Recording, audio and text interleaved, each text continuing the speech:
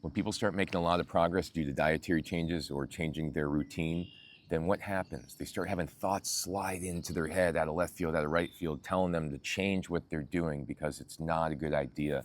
This is what I've seen over and over again. I think this is spiritual interplay. These are spirits messing with these people and getting them to go off a path away from healing and back to the decisions that were keeping them sick in the first place. And that's what I've seen over and over again. We'll have 3-5 days of progress and someone will say, I felt like I wanted to go eat that gluten bread, or go eat those eggs, or go eat the cake, or whatever it was. As soon as there's progress, then there's emotions that start to come to the surface.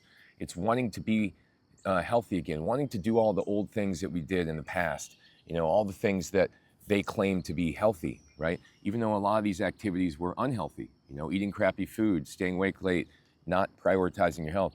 But the reality was, these people self-sabotage whenever they start making progress. And I was one of them. I did it for several years. As soon as I made a lot of progress, I'd go out and eat the wrong foods, or I'd go out and stay out too late, or I'd go party with my friends.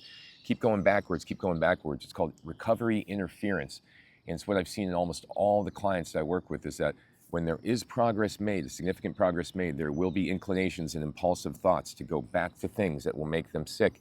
This could be bad relationships, it could be bad foods, it could be substances, it could be, poor behavioral patterns, over-exercising, overdoing things in general. So what we do with clients to help them escape this is I will help them go through a log that they create for themselves where they write down what they're eating, how they're feeling, and what threw them off in terms of their emotions or the way they felt.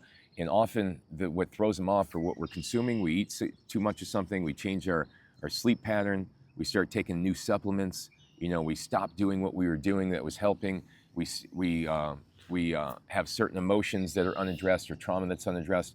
And if we don't approach these things head on, then they'll always be controlling us. Just when we make a little bit of progress, we'll start making decisions that will draw us back, that will self-sabotage, sabotage the progress that we've made. And this is what's happening with nearly everybody, and they don't even realize it. Just when they start to feel better, they go back to the thing that made them feel worse. It keeps them where they are. And this is what they're used to. They're used to staying in the same place, justifying their choices, rationalizing all the decisions they're making and staying stuck in the same story. If you want to be able to get out of the circle that you're in and get out of this illness, you got to change your story. You got to change your behaviors. You got to fight against the grain. When those impulsive thoughts come in, you got to be able to recognize them and change them. And this is why we create a dietary log. This is why we create a symptom log, an emotion log. We put it right in front of the person. They say, wow, I was doing good Monday and Tuesday, and then I had that cake Tuesday night, and wow, Wednesday was rough. Wow, it was because of me. It wasn't because of this illness. It wasn't because of some condition. It was because of the choices I made.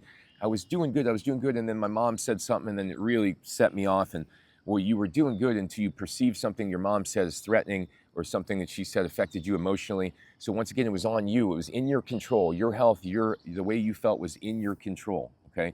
So I want to point this out, that most of the time people make progress and then they self-sabotage shortly after. And if you go down that road, then it's going to be a long road. I've been down that path, and it made me hold on to my symptoms for several years after I shouldn't have.